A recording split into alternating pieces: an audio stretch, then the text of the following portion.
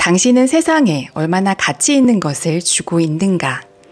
당신은 다른 사람에게 얼마나 도움이 되고 있는가? 이 질문에 답하지 못한다면 성공했다고 말할 수 없을지도 모른다. 저는 이 두 문장을 보고 한참 동안 다음 페이지로 넘기지 못했습니다. 아, 나는 이것도 모르고 오랜 시간 성공이라는 것을 쫓고 있었구나. 나는 세상에 그리고 다른 사람들에게 어떠한 가치와 도움을 줄 수 있는가? 어쩌면 이 채널을 시작한 이유이기도 합니다. 다행히 이 책을 읽는 독자들이 결국에는 이 질문들에 대한 해답을 찾고 있다는데 감사하고 고마운 마음이다. 잘 따라와 주길 바라며 정상에서 기다리고 있겠다. 라고 서문을 엽니다.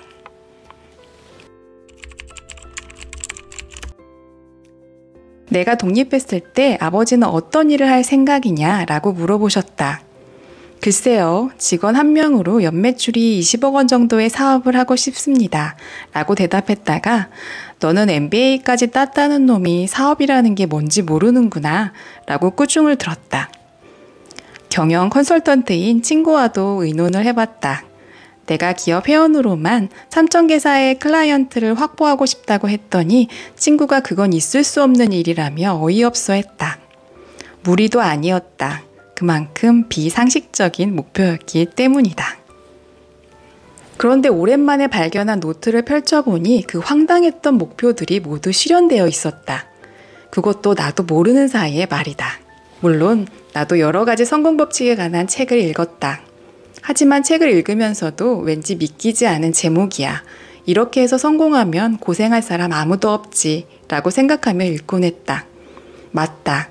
나도 당신과 같은 입장이었다. 정말 그랬는데 놀랍게도 내가 이루려고 했던 목표들이 진짜로 실현되어 버린 것이다. 도대체 어떻게 가능했던 것일까? 그 비결을 당신에게만 살짝 알려주려고 한다.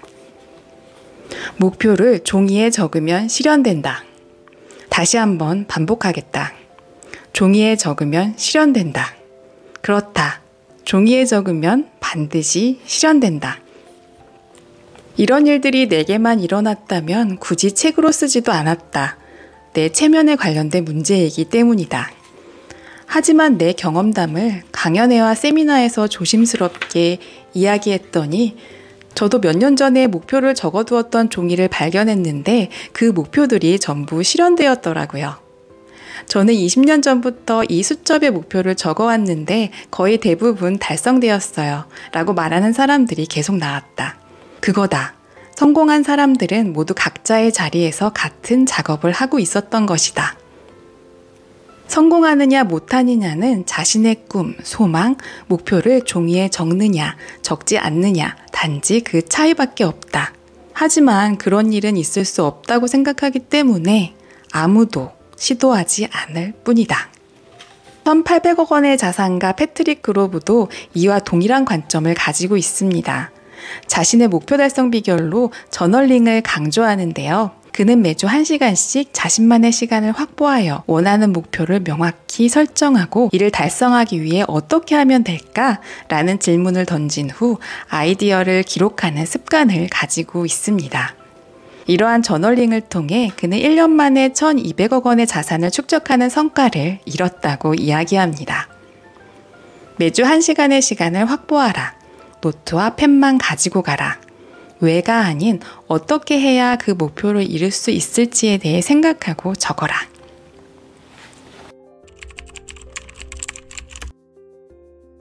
도대체 왜 목표를 종이에 적으면 실현되는 걸까? 정말 신기했다. 그래서 조사를 해보았다. 그 결과 뇌의 메커니즘에 그 이유가 있다는 사실을 알게 되었다. 간단히 말하면 뇌는 당신이 어떤 질문을 하면 고도로 정밀한 안테나를 세워 그 질문에 필요한 정보를 수집하기 시작한다. 과거의 경험담, 현재 눈앞에서 펼쳐지는 상황들 속에서 질문에 대한 답을 검색하는 것이다.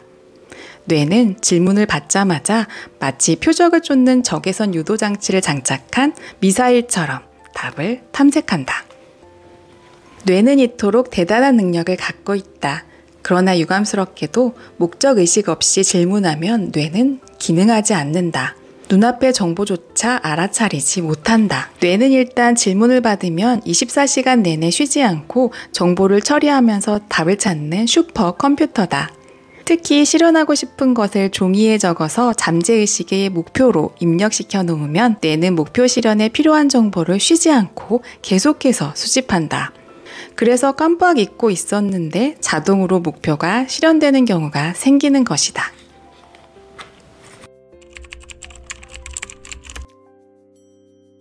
우리는 계속 반복하는 말, 자기 자신에게 하는 말, 그리고 다른 사람이 동조하는 말로 현실을 구축한다. 그러다 보니 주위 환경, 어떤 사람을 자기 주변에 두는가로 자신의 현실도 바뀌어 버린다.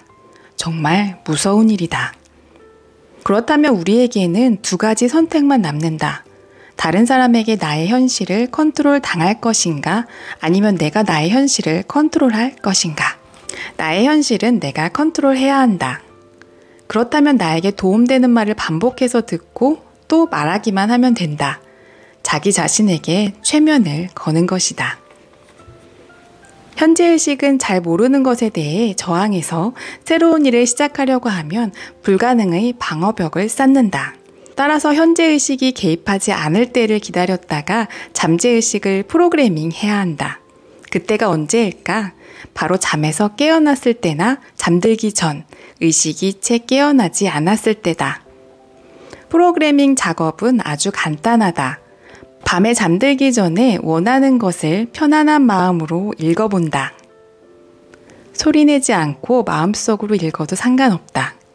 그리고 아침에 일어나 다시 한번 더 읽는다. 이것만 하면 된다. 나는 종이에 적은 목표를 읽는 것만으로도 무슨 일이든 잘 풀렸다. 단지 이 방법 하나만 사용했다. 내가 특별한 것 아니냐고 말하고 싶은 기분도 이해한다. 몇 년 전까지 나 역시 당신과 같은 입장이었으니까. 그러나 이는 단지 뇌 속에서 일어나는 화학 반응일 뿐이다. 뇌의 화학 반응이 당신과 내가 다르다고 생각하기는 어렵다. 잠재의식이라고 하면 보통 이상한 데 빠진 게 아니냐고 의심하게 된다. 그러다 보니 성공한 사람들은 이 방법을 공공연하게 드러내지 않는다. 남몰래 조용히 실행하고 있을 뿐이다.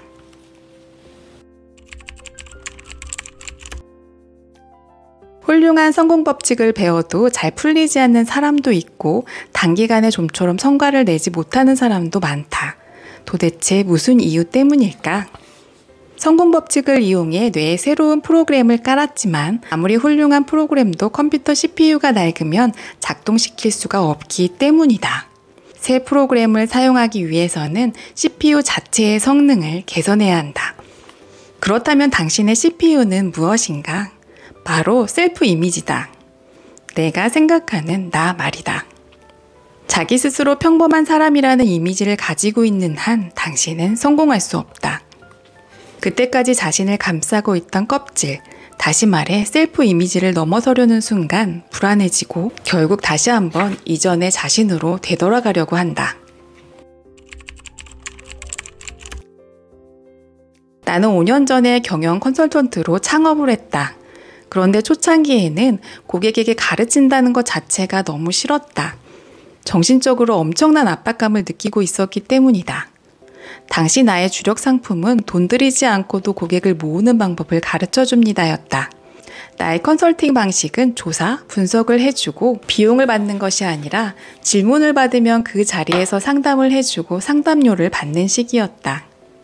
고객들이 살려주세요 라는 절박한 심정으로 상담을 하러 왔기 때문에 나는 정신적으로도 너무 지쳐 있었다.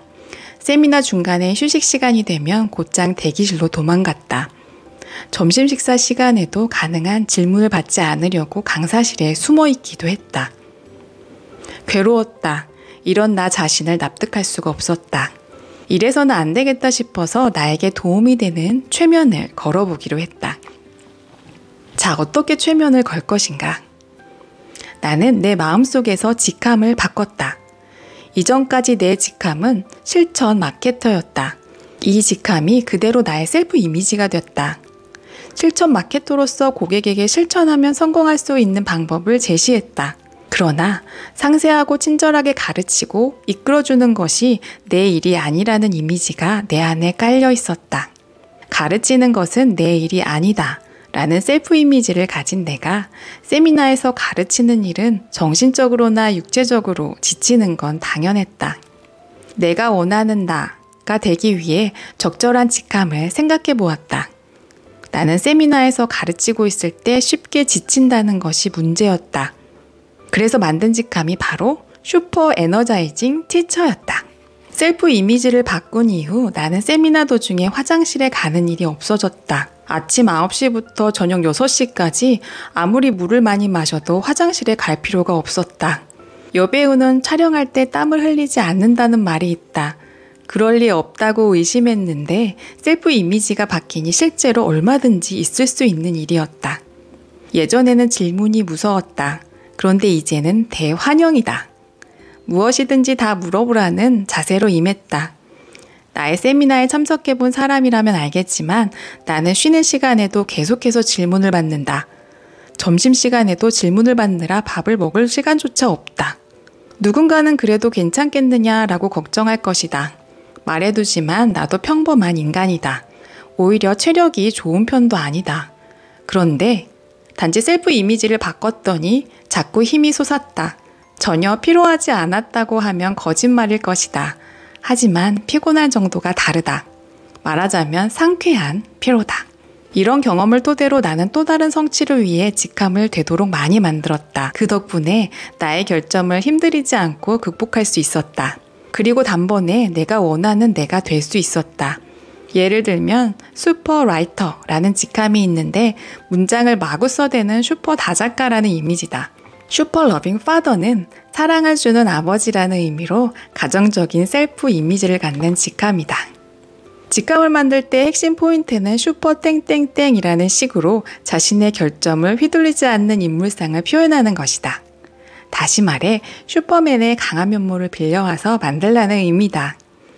참고로 울트라도 좋고 더 근사하게 만들고 싶다면 전문가, 마스터도 괜찮다. 직함을 만든 뒤에 새로 만든 직함을 종이에 적어두고 매일 아침 저녁으로 바라보면 된다. 할 일은 그것뿐이다. 더 철저하게 하고 싶다면 처음 얼마 동안은 걸어 다닐 때 나는 슈퍼 땡땡땡이다 라고 중얼거리는 것도 좋다. 다른 방법은 필요 없다. 이것만으로도 당신은 변신할 수 있다. 간다마사노리의 비상식적 성공 법칙 중 지금 당장 실행할 수 있는 부분을 함께 하였습니다. 여러분, 오늘 영상 중에 가장 기억에 남는 한 문장은 무엇인가요? 나에게 인사이트를 줬던 한 문장을 댓글에 기록해 보세요. 한 줄 기록이 나와 다른 누군가에게 사고를 여는 빛이 될 수 있습니다. 책은 세상을 보여주고 기록은 나를 보여준다고 생각합니다. 빅띵커 채널은 세상과 나를 통해 나만의 빛을 만드는 공간으로 함께하고 싶습니다. 감사합니다.